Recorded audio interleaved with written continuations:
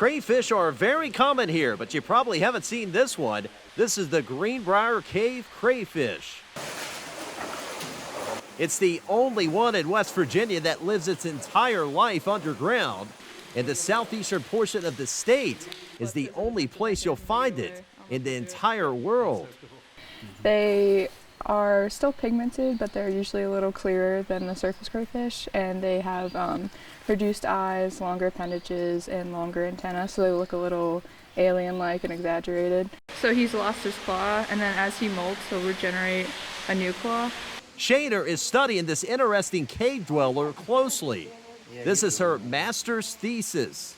We were tasked by the U.S. Fish and Wildlife Service to come down to Greenbrier County, Monroe County, and Pocahontas County, to caves in which these crayfish have been found before, to basically document the current status of the crayfish, distribution surveys to figure out if they're still there, try to expand the range of them. We're also doing ecology surveys to figure out how they live, what they do, how long they live, how they reproduce, things like that.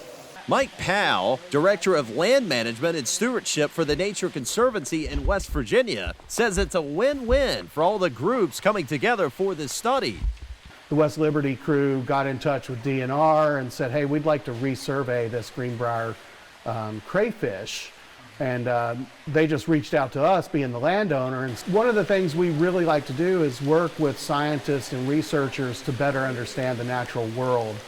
As of now, the West Virginia species is listed as critically imperiled.